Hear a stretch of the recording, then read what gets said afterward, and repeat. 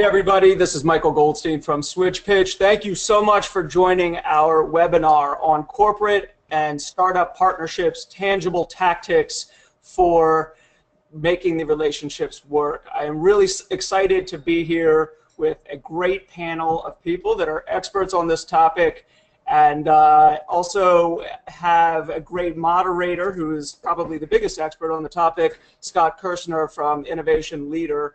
And so I just want to give a little context to this, and I'm super excited to cover this topic. This has been near and dear to my heart for a long time from the startup side of the equation. I'm a startup guy, and SwitchPitch is largely a startup itself. And so we spend our time talking to innovation leaders about the ways that they go about their innovation efforts and tools that they can use to make that process more seamless. So I'll tell you more about me and SwitchPitch in a little bit, but want to just kind of give a lay of the land of how and why this came together.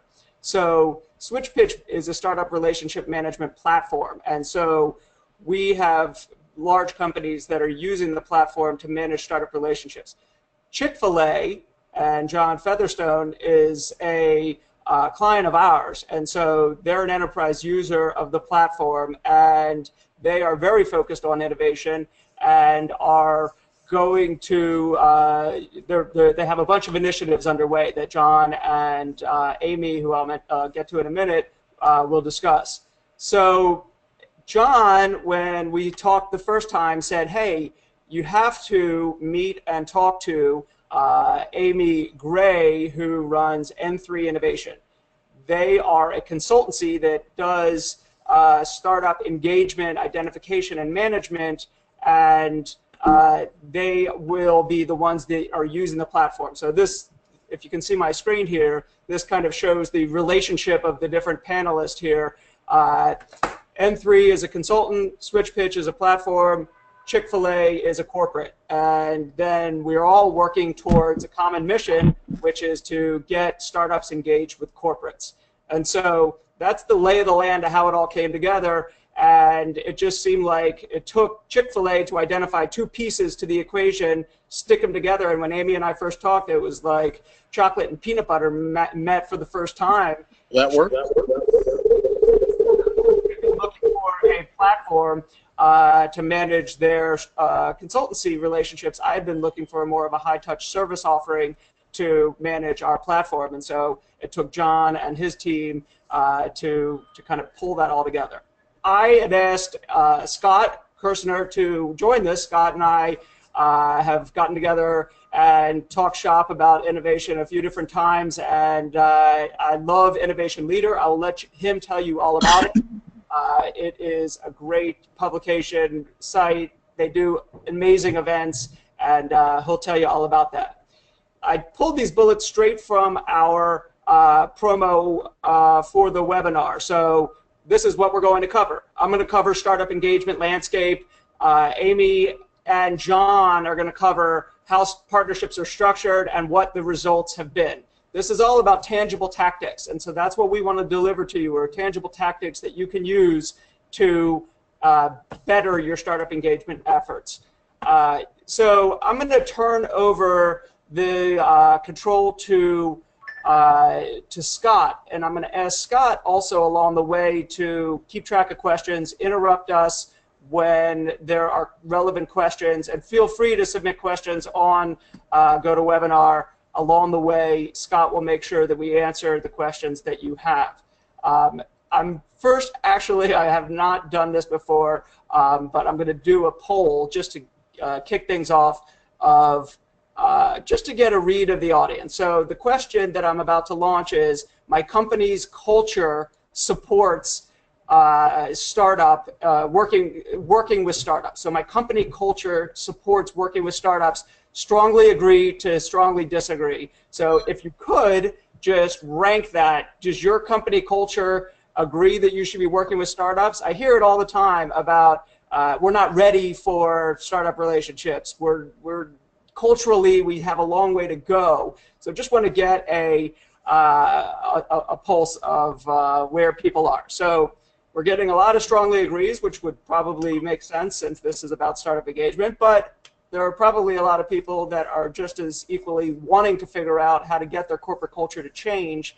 So I'll share these results. If you could do it, I'm going to close it now, and then I'm going to share these results. So this is what it looks like. So mainly corporate culture strongly agrees, more than half, more than about almost a third agree with that, but then there's 15% that are somewhere along the spectrum of not thinking their company culture is ready. So that is interesting results. So with that, I'm going to turn this over to Scott. If I can figure out how to do that, give keyboard and mouse to Scott Kirsner, and hopefully, Scott, you are now able to control the presentation. I sure hope so. I still see the poll on my screen, but hopefully everyone can hear me. Let's see if I click hide results, and maybe that will go back to the, oh, there we go. It goes back to the slide presentation. I'm actually really surprised at those results. Everybody, 50% of the people have cultures that strongly agree that their company culture supports working with startups. This is a really interesting group.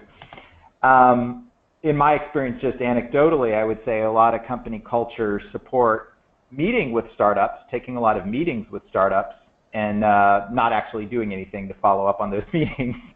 I don't know, you know, I apologize. I'm going to have to learn I think if you just advance. Click the... Give me a clue on advancing slides, or someone else actually did it for me. I think you can click just... next.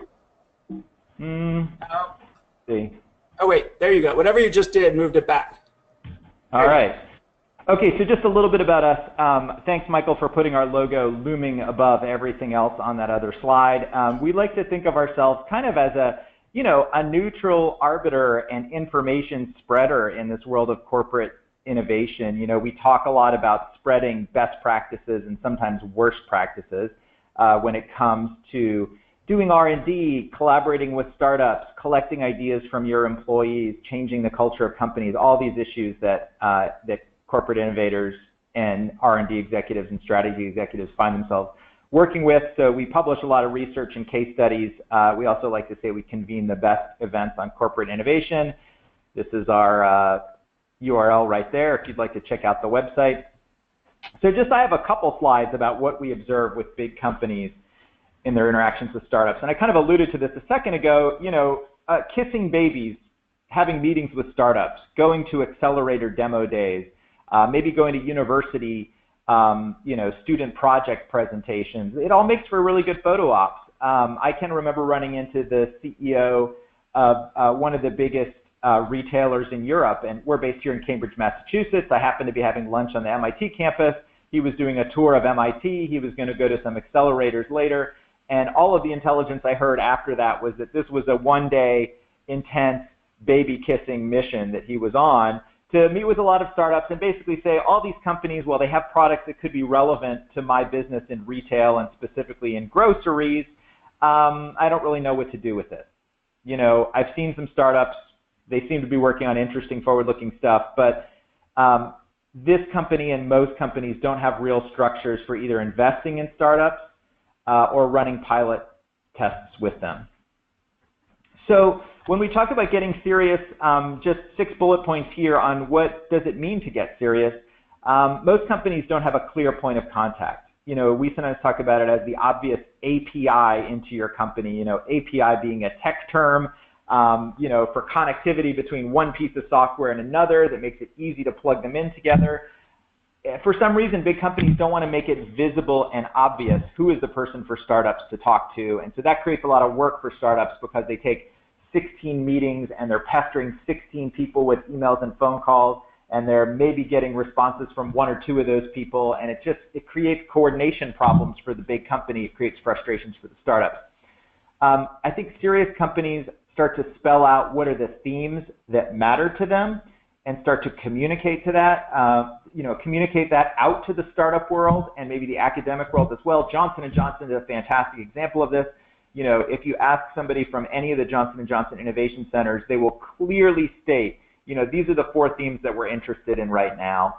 And not that they wouldn't take a meeting outside of those themes, but I think it sort of clearly communicates, we want to make investments, we want to do collaborations in these specific areas.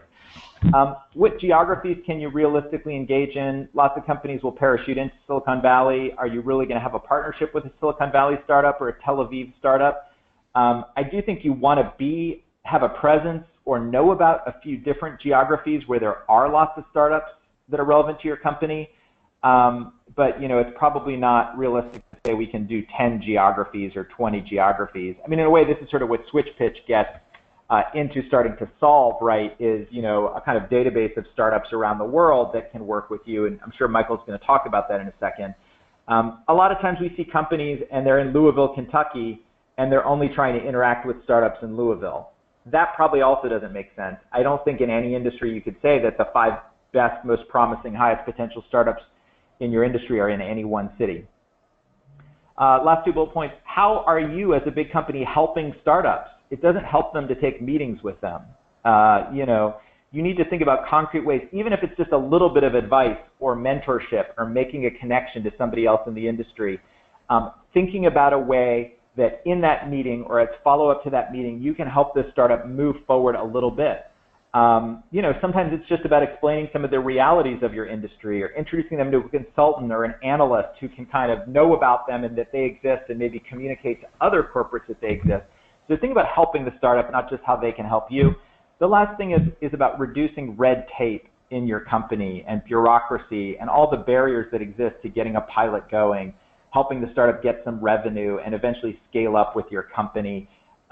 You'll see, I think on the next slide here, actually that's a poll. So let me just go back and say when we're thinking about red tape, the number 1 complaint that startups have about big companies is, the 100-page legal contract that, the big company has endless lawyer hours to negotiate those legal contracts, and the little startup often has maybe 1 lawyer who's kind of working pro bono for them, and isn't going to read the 100-page contract, and they don't want to pay the hourly rate to read the 100-page contract. So I think if you're really serious, you think about what does the 5-page contract look like to get a pilot project going, and you work with people in legal to write that 5-page contract in a way that isn't going to endanger your company, but it's going to make it a little easier to work with startups. So I want to do a quick poll here and ask you, if you were to score yourself on a scale of 1 to 5, where are you today on getting serious about working with startups? Kind of these dimensions I talked about. How many geographies can you really engage in? Who is the clear API for your company? How are we reducing red tape? How are we helping startups? Give yourself a score of 1 being the worst, not very far along the yellow brick road, and 5 being the best, 3 being somewhere in the middle. You guys all say your company culture supports working with startups, so how far along the yellow brick road are you? Let me just give you a minute to participate. It's really great. We have a lot of attendees. We're getting a lot of poll answers. This is an opportunity if you have opened another window to do other work during this webcast. Come back to GoToMeeting and enter a poll response. All right. We've got 57% of the attendees who voted. All right, we're up to 60. I'm going to close the poll and let's look at the results. So interesting. Again, this is a really sophisticated audience here, where almost 50% of you are saying we're pretty far along the yellow brick road. 5% just 1%, 5% saying they're at that first stage, 10% saying they're at the second, 29% saying they're at the third stage. So let's go back to slides, and I just have one more slide here. Oh, sorry, hold on. There we go. Michael, you took control. He's a control freak. Yeah. So just 2 things that I wanted to share, and then I will turn it back over to Michael. One is a little infographic that we put together that is a collection of ideas from entrepreneurs. We did an event in St. Louis at the Venture Cafe there, asking a room full of 50 entrepreneurs, how could we make collaborations with big companies better? And so this is a list of some of the things that rose to the top. It's at this URL right here. It should be freely accessible to everybody, whether you're a member of Innovation Leader or not, and freely shareable. The other thing that we did a couple years back is put together a Working with Startups research report and tried to collect some of the things that large companies are doing to collaborate with startups. That's a 25-page PDF. And if you email Donna Amarine, who's our membership and marketing director, she'll send you a copy of that PDF ASAP. So with that, Michael, I think we're going to do questions at the end, but with that, I just want to say thank you, and that's my contact information, and I will shut up, but maybe interject a few questions throughout. I'm really excited to hear from Michael and Amie and John, so thanks for tuning in today.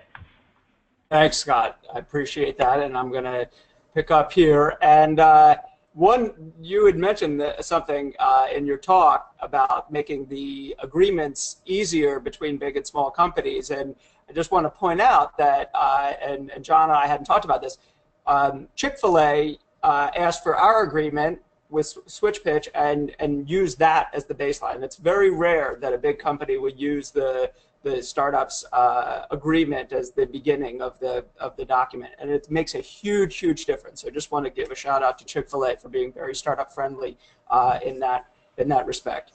All right, so again, my background is on the startup side. I've had a few other startups to this prior to this, and really entered this space 5 years ago on a dare from a big company friend who wanted to partner with startups but didn't know how. He was an executive at Motley Fool, and he said, here's what I need, Michael, can you get me in front of an audience of startups, and we'll see if any of them can do it. I took that challenge to heart, and we put on a live event where we had 20 projects presented here in Washington going back 5 years ago to an audience of startups that were interested in engaging with those big companies. There were about 12 or 15 big companies presenting those projects. And what we found is that the big and small companies formed partnerships after the event, but that the feedback from the big companies was, we need a way to manage these relationships on an ongoing basis. That was the beginning of SwitchPitch as a platform. And 5 years ago, startup partnerships were not a thing that people listed in their LinkedIn, description of their job. It was just a thing that sort of existed. Now, that's oftentimes, as John said, J&J does do a great job of, or Scott said, J&J does do a great job of having a front door for innovation. That's what we kind of refer to it as, having a front door for innovation where startups know that that's where they go. And so that's going to kind of be the beginning of the journey that I'm going to walk you through. And I'm going to take about 10 minutes to walk through this. But to me, it's a continuum. And it starts with having a front door for innovation, and it ends with scaling a startup solution internally within your company. And the process along the way, I'm going to map out as we go along. And we'll talk about the types of engagements, qualifying startups, heading them off to business units, and best practices. And I'll give you some examples along the way of companies that have done this well. So just the startup relationship management landscape. This is going to be the beginning of it. Identify startups and keep track of them. And so the beginning is, who's out there and what are they doing? Let's just get some benchmarks going here. And there are a lot of different places that you can get startup relationship introductions. So accelerators are a great one. Dream Adventures is focused on healthcare. They're a great accelerator program. 500 Startups. A lot of these are probably groups that either you know of or currently work with because they're very active in the startup engagement space, especially like the Dreamits of the world and 500 Startups, where they're actively looking for large companies to work with the startup cohort. So accelerators usually make a small investment in startups, invite them in, teach them best practices, and then they're off to the races. The other one that is often referenced in my conversations with big companies are universities. So I listed some of the local ones here in Washington. Georgetown has a great program, as does University of Maryland, but there's tons that are local to you, I'm sure. Then this one's often overlooked. Other big companies, other like-minded big companies are a great way to exchange startup information and relationships. So telecom, we have a telecom client that's part of a consortium of other telecoms. They swap information about startups that are interesting. Geographically, they're non-competitive usually in these consortiums. So if you can find complementary other large companies, they're great at swapping if they're open to it and if it's not competitive. And then venture funds. Venture funds are eager to create value for their portfolio and oftentimes hand over those kinds of relationships. So just a few sort of the best practices here of what goes into making a good ecosystem. Multiple data sources. So relying on a single data source is not necessarily the best. So if you're just using Crunchbase, that doesn't cover the whole spectrum. So there's a bunch of different sources of information. Process for ecosystem leads. This is a lot of times, I think, where things break down. You get a bunch of different ecosystem partners, but then how do they feed an interesting startup to you as a big company, and then what do you do with that? So that's like the front door that I referenced of innovation, where you have a place and a process to manage that.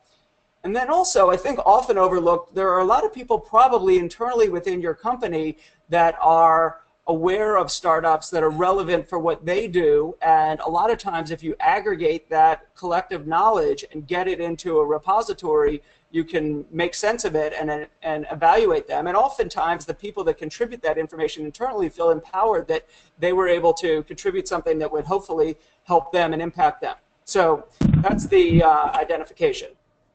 Hey, Scott, Michael, can I just jump in with a little data point there? Please. One thing, we're doing a survey kind of on technology scouting, and one thing that struck me on that, letting other people contribute to this startup engagement, was we found that almost 70% of respondents to the survey said there's no way for people outside of the innovation or R&D team to tell us about emerging technologies or startups or trends that they're seeing. It feels like a huge opportunity to do just what you said, which is let lots of people in your company sort of be your eyes and ears and feet on the street, you know, to find relevant startups rather than keeping it within the priesthood of R&D or the innovation team. Well, and that's a great point. And I think that what happens is if you're a startup and you know the title of the person that at a big company that you're trying to get to, so let's say it's product manager, you're going to reach out to the product manager and they're going to be aware of your solution. And maybe that gets filtered to innovation, maybe it doesn't. But that person in product management probably knows the tool set that is relevant to what they do, and that may or may not get to innovation. So thanks for that data point. Okay, the next piece that we're going to talk about is the engage piece. So you identify the startups. Now, how do we actually get a handshake going? Sometimes this comes from events, there are some events that are great at bringing together corporates and startups. SwitchPitch is only a platform. We used to do live events that did just that, but we don't do the live events anymore. But there are a lot of great events that are focused on getting big companies and startups together. There are challenges. So this is an example of City Challenge that they posted on our platform, and it was the Smarter Work Life Challenge. It was not anything to do with the bleeding edge sort of blockchain or some financial fintech technology. This was about HR. They were looking to increase the retention of their employees. Like, how do we look for startups that are engaging our employees in new and interesting ways?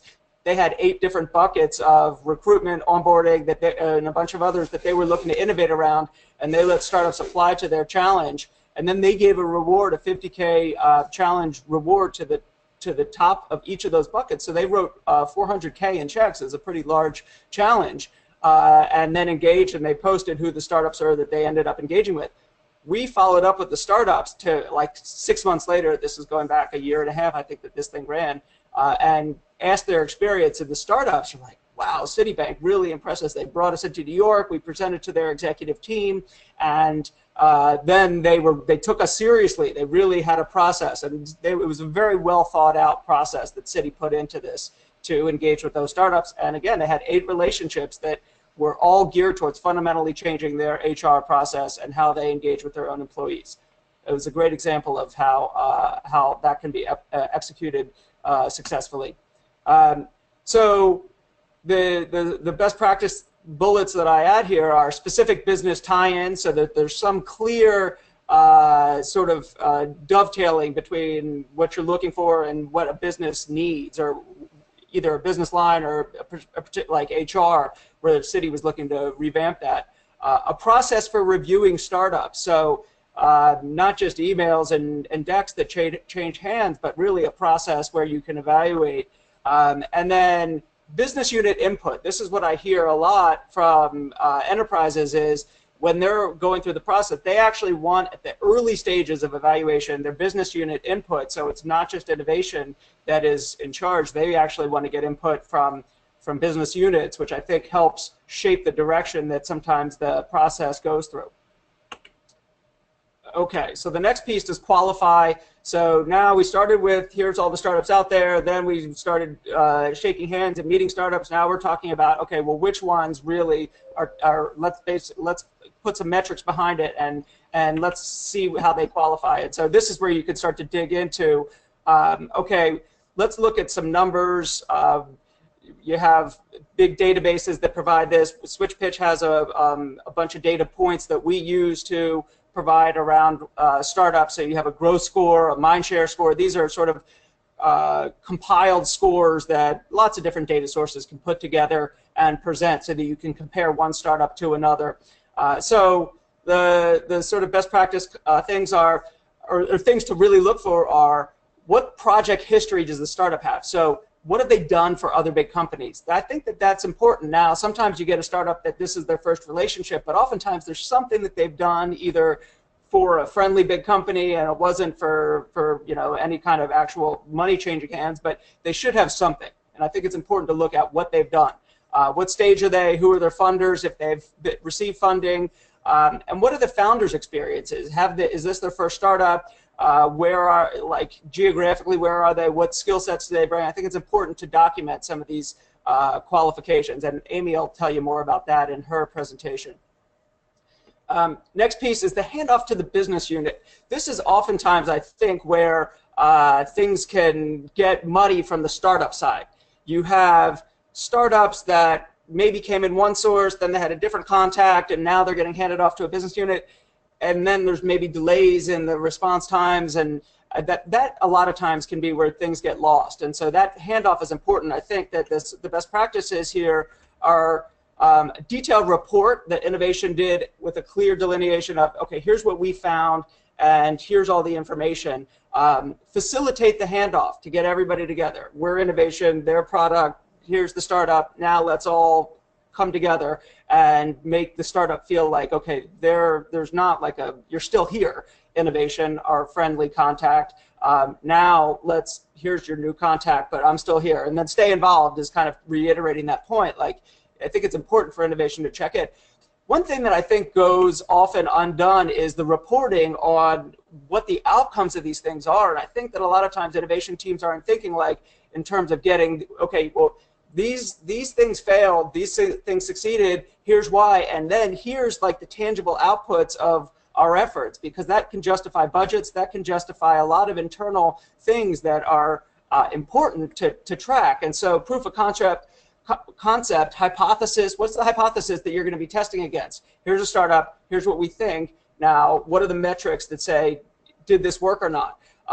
Track those reporting, get inputs from the startup. So it's a two-sided process. If there's a workflow that you're following where there's an NDA first, and then there's a partnership agreement, then there's a technology questionnaire filled out, track that whole process so that it's all sort of clearly marked. Who did what, whose court is the ball in, and where are we in the process? And then stay involved as innovation. Company adoption is sort of, it's like this funnel that goes, here's everything outside, here we're evaluating it, and then here, now we're going to broadcast this both first internally and then ultimately maybe client-facing or customer-facing or externally. So when it gets to the adoption point, you have to integrate what you found. I've heard a lot of companies say, this is what we're afraid of. We find a resource, it's a great startup, we can't, either culturally or technology-wise, we have trouble integrating it. So that is where I think Amie and her team really come in and could talk more about that. But a lot of it comes down to alignment and communication between the startup and your internal people. And I'm going to wrap up here. And then it comes down to the customer distribution. How do we scale this thing? Now that we've tested it internally, maybe it's ultimately only an internal tool like the HR City Challenge. But if it has a customer or a consumer-facing side to it, how do we scale that up? How do we make sure that from a technology standpoint, the startup's ready for it? From a cultural perspective, that they're ready for it. So with that, I'm going to wrap up. Scott, do you have any questions before Amie? I want to underscore something you said and then ask a quick question, which could also be a question for the attendees if you want to jump on the chat and give me your answer to this. So Michael, one thing you said was, sort of the reporting on how many of these go well, how many get deployed to the market and commercialized, sort of how is the company helping these startups get stuff out into the real world, even if it's an internal solution. I think it's super important both internally for sort of continuing the momentum and having the support in your company, but it's also so important externally to have stories that you can tell that will make other startups realize you are a partner of choice, you are a good friend to the startup community. Here in Boston we have Fidelity Investments, which has been doing a lot of startup collaborations for like 15 years. They are the go-to company that if you have a fintech startup, to collaborate with them because they tell lots of stories and kind of the word gets out that these guys know how to collaborate with startups and they're not going to waste your time. My quick question for you, Michael, before we go to Amie, is just, are there signs you sometimes see with startups that the startup is not that they're not ready to work with a big company, but sort of the danger signs that this startup may pivot and may decide, you know what, we're actually not going to be able to collaborate with a big company, or we don't have the resources to support, or we just want to take stuff to market ourselves? Like, are there danger signs that you've seen that, a big company may put the 3 months of investment in working with startup or 6 months, and the startup's just going to decide, you know what, we're going to go in a totally different direction?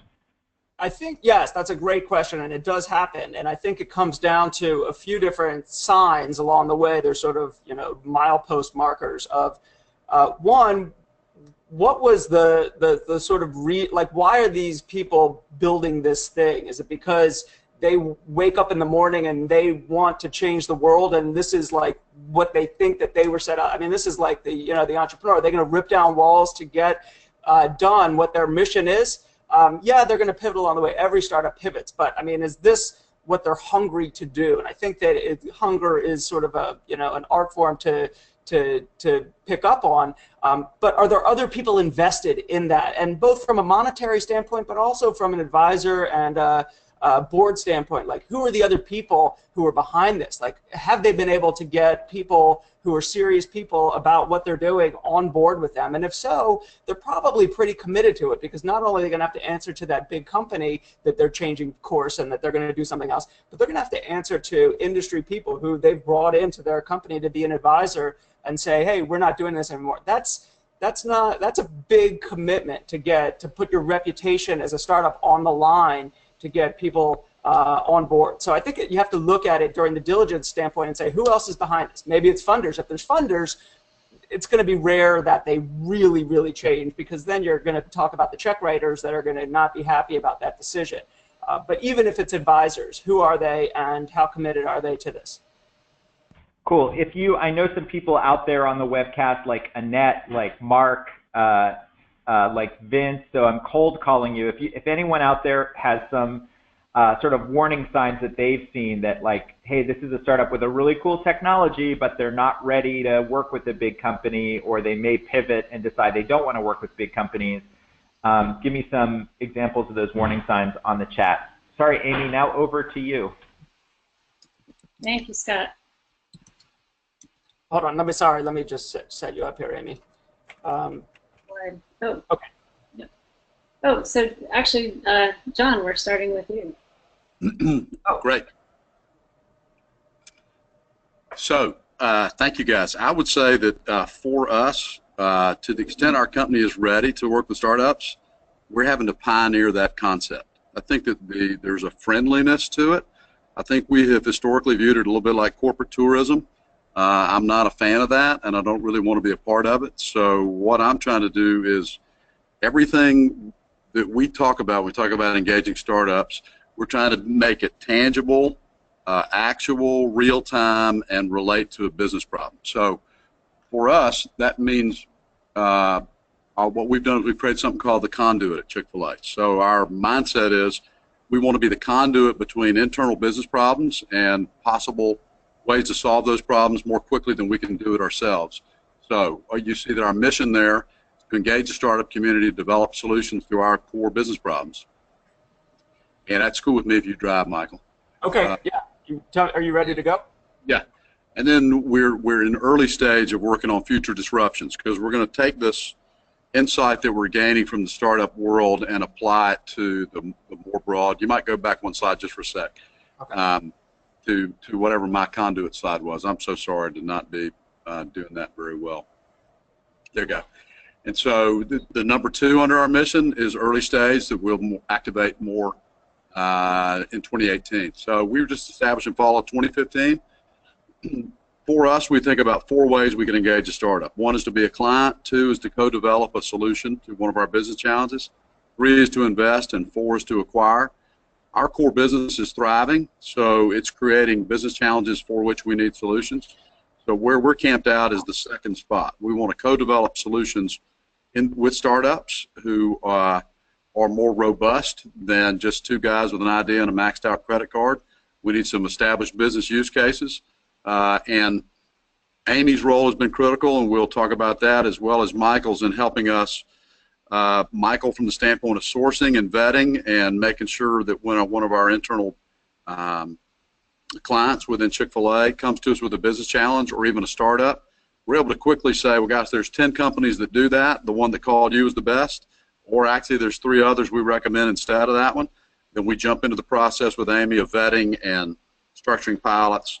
We feel like our methodology, our role within Chick-fil-A is to be a combination of things. We're supposed to source solutions for the problem.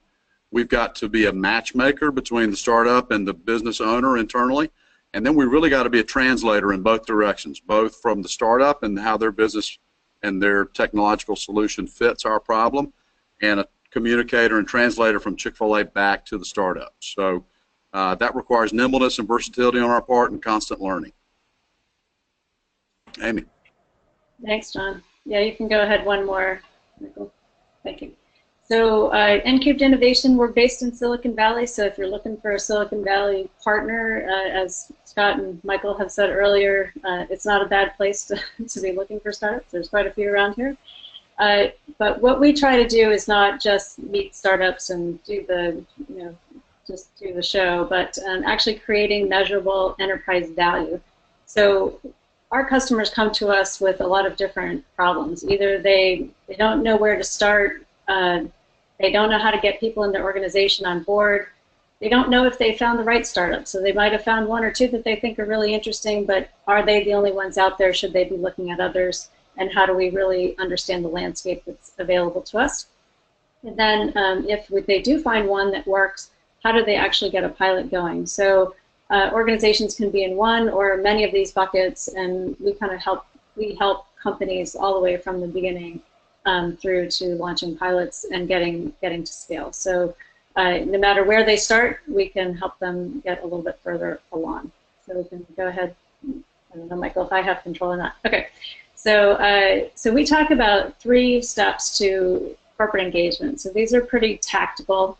But there's definitely a preparation, implementation, and then review and repeat. So in preparation, we talk about strategy. People get kind of glossy-eyed about strategy, but really we're talking about 3 horizons at a time. So the first horizon is very tactical. What can I implement right away? This is a commercial agreement most often with a startup, so you're the customer as a corporate. Longer term, you're doing co-development, which means that you're bringing something, the startup's bringing something, and you're creating something that's unique in the marketplace just for you. And then longer term, you're doing something that's very disruptive. So maybe you're impacting the business as a whole. You're creating a new center of value for the company. You're creating a new area of excellence for the company. Something that's very transformative is in the longer horizon of time. Budgets. So having a budget and some objectives. So if we're going to do 3 pilots, we're going to budget $25K each for those pilots. So having money set aside for those startups and for those pilots is just essential. And 25K, you would think, oh, that's not nearly enough money, but I would tell you in a lot of cases that's plenty. There's going to be some on the low side, some on the high side, and it's about there. And then process and platform. This is really where SwitchPitch comes in. Are you ready to be prepared to track the progress of the startup through your process? And how do you make sure that things don't get lost along the way, that the startups are getting communicated to? Because I know what startups don't like is that they don't know. They either don't know one way or the other, yes or no, but they also don't know where they stand in the process. So having the corporate being organized around that is incredibly helpful. So that's all part of preparation. Implementation, we hear all the time, yep, people inside the company want to work with startups, but who are the ones we call internal mavericks, people who are really energized by working with new innovative ideas, not just the status quo or not something that they just want to plug in because that seems like the right thing to do today, but people who really are thinking ahead and how to move the company. We've already mentioned a couple times legal and commercial, so I kind of talk about the very, very wide gap between an NDA and an MSA. And so how do you put something in the middle so that it's not such of a giant leap, but if there's a baby step in between that says, I can sign an NDA, we can have some discussions. If we get to a pilot, then we have a pilot agreement. If the pilot goes well, then we go to a master service agreement, which opens up scale inside the company. And so that's the way we think about the commercial legal. And then reputation, identity, we've talked about that a couple times now, making sure that in the implementation, especially with the pilots, that the corporate is maintaining their reputation as a good partner and making sure that they are, as I say, honesty is the best policy, as upfront and forthright with the startup as they possibly can be at every stage of the game. And then review and repeat, we talked about measuring. We're going to show you some metrics that Chick-fil-A has implemented, and we've helped them do that. How do you share? So how do you communicate within the company, both success and failures? What are those stories? And then repeat. So how to get some continuous learning inside the organization, improve, and and engage with innovation leader and Michael on the webinars, and do some learning along the way, so that you can get better at working internally and externally at the same time. So we'll go ahead. Let me make just an observation. Sure. I think I'm really intrigued, like Scott's talking about, how many folks said their company is ready to work with startups. I think ours might have said that, but I don't think we had a clue how to do it. Be a little bit like, who's interested in fitness? So, well, yeah, we all are. And so let's join a gym. Okay, great. The way I think about it, and the analogy no analogy is completely accurate, but at some level, like we said, let's start working with startups, let's join a gym. Amie's been a version of a comprehensive personal trainer for us. So it's like, well, what is your objective? Do you want to work on work on your shoulder muscles, or you want to work on being able to run a 10K? What's your objective? Not every machine is a fit for every objective. So Amie brings these principles to our specific business challenges, and I'm going to tell you, she's been absolutely vital to the progress we've made internally. And then I am a maverick, but I'm also trying to find the other mavericks inside our company that Amie's talking about. And mavericks don't want us to be mavericks. They want to produce results. And so that's our objective. So what we have with Amie is process and a drive for results. What we have with Michael is that we're sourcing startups that we'd be proud to bring in and who are credible and dependable. And that's how we're going to develop a reputation as real problem solvers. And both these guys have been vital. I'm a little bit antsy about being on a webcast because what we've been successful at is making progress. We hadn't rolled anybody to go public or taken them national, but ultimately I'm looking forward to a time when startups use us as a use case because they learn something from working with us, and we also use them as use cases because they helped us solve problems. And I think if we just we're going to place an order and get from them, we've got the wrong mindset. We've got to offer insight, mentoring, perspective, communication insights, all of those things to startups. So it's a two-way street. And John, can I just ask, so, and sorry, Amie, if you're going to jump ahead to this, but have you guys Do you have anything even in one store or a few stores that has come out of the startup world and from one of these collaborations? Even if you can't talk about specifically what it is? Well, yeah, we've got some charts at the end, but Amy's going to know better than me. We've got 7 or 8 different tests or pilots that we're actively structuring, negotiating with internal stakeholders, working on the key performance indicators, the legal agreements that we've worked with legal to make shorter, and the API for integrating the data that we find. So this is in a matter of a few months with intentionality and preparation. A few months that the rest of the company can see, but a year or so that we know that we've been doing for the preparation phase. One thing I would add, and sorry, Amie, I want you to keep going because you may have some more slides, but one thing I'd add, John, is like sometimes the problem is the Mavericks just want to be able to fly to New York and fly to Silicon Valley and fly to London and meet with startups, and they actually don't care about the deployment, or they don't know how to get deployment, or they don't have the relationships in the company to get a deployment to happen.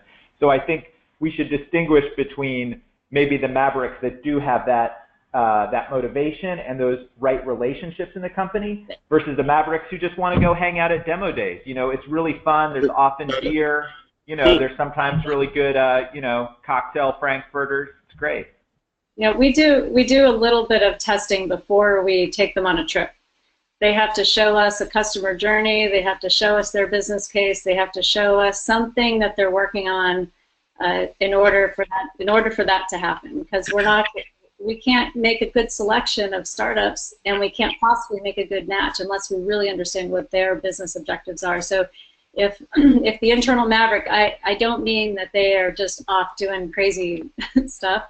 What I mean is that they really get enthused about working with a smaller company that's more nimble, that can plug in and solve a problem that they have. So we do. You're right, Scott. There are you know, the other description, but we do guard against that quite a bit, and I don't think we've had a problem with that so far. We can go ahead, Michael, and just since in the interest of time, go ahead. So I want to talk about this one a little bit. The innovation process inside a corporate isn't a one-year thing, and even if you have a one-year budget, it's important to know where the program's going. So this is just an example of if we have a 3-year timeline, for example, what does that look like? So how do we know in the first year, did we achieve what we wanted to achieve? And in the second year, and in the third year, and so what does that progression look like? And so you have to look at where you are now and how does that go? And so you know, Chick-fil-A and N3 came together. They were just they really had already gotten started, but they had some gaps that they knew that they had. They had some gaps that they didn't know they had. And we said, let's lay this out. What does that look like over time? So this is a construct that we use with our other clients as well. So go ahead, Michael.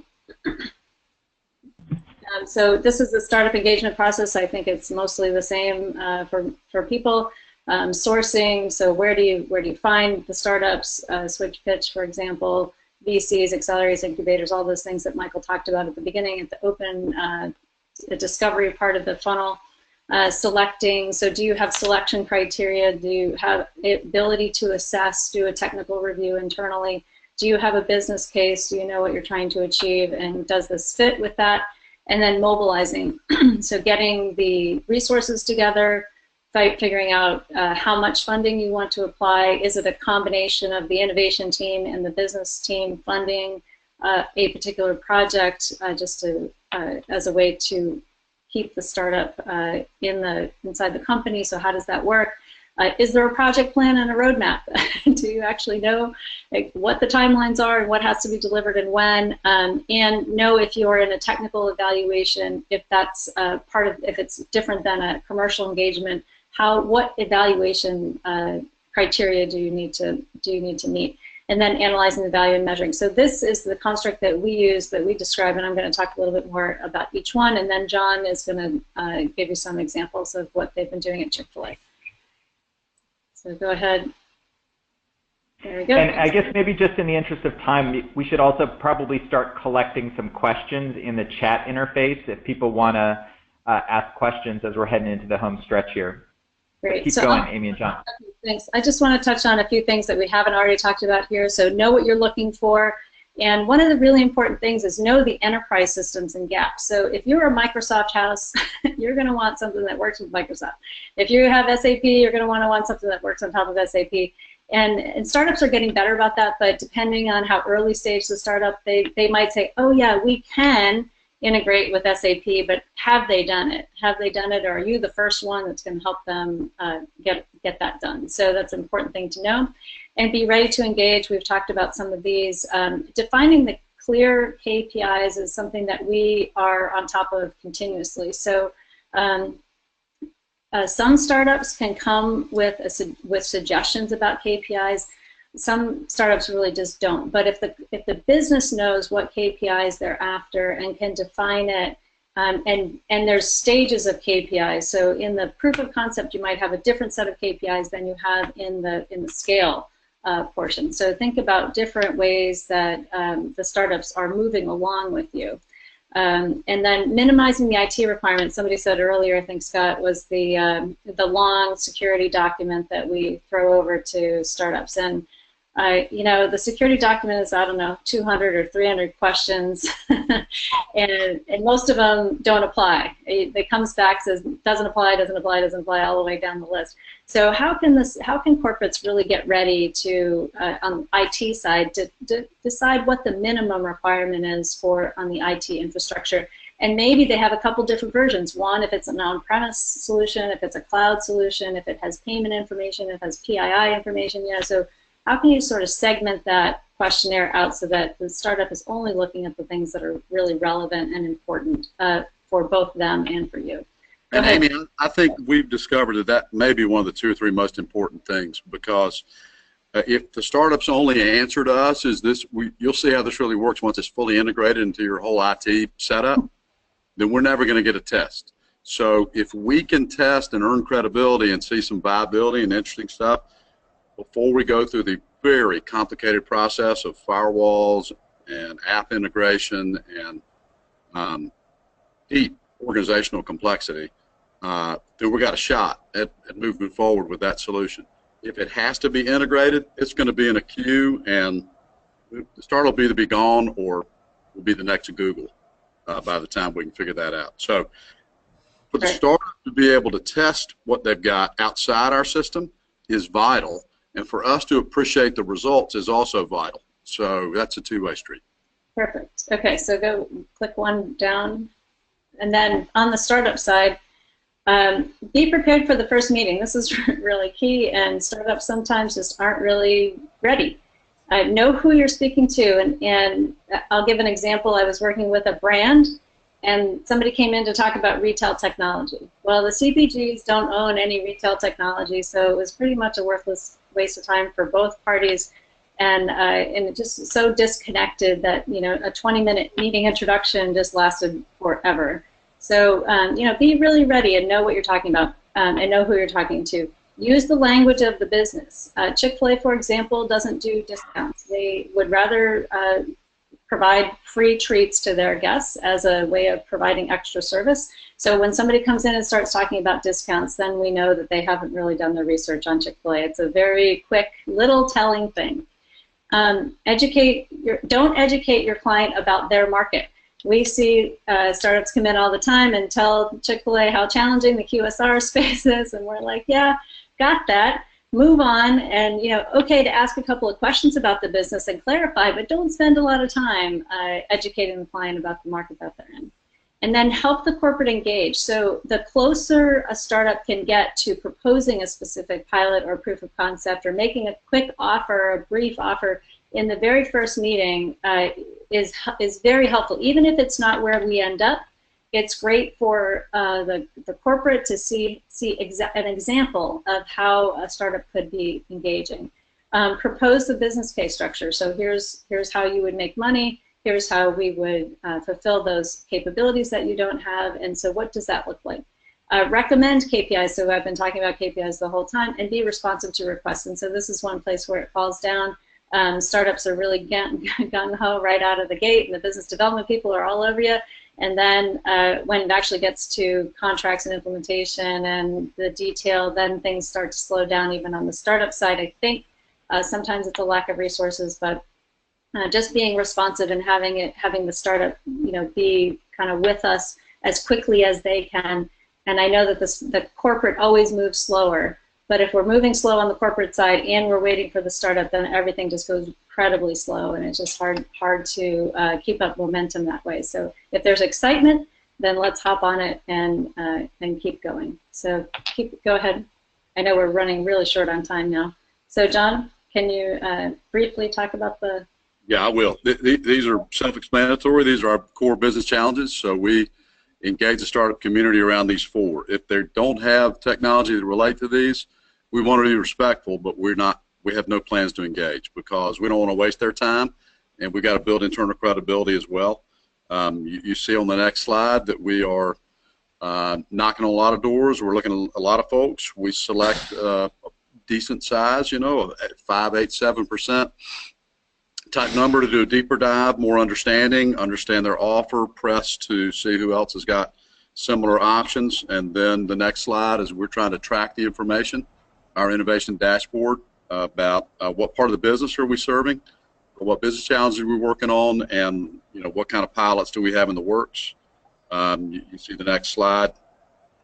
They're not that different than what anybody else is going to look at, but real progress with legal, real progress with IT, and then bridges built to project managers are what we're finding to be the critical result. One surprising outcome for us is as we've done internal pitch days, we've brought in startups that we're excited about and I think have got potential impact on the business.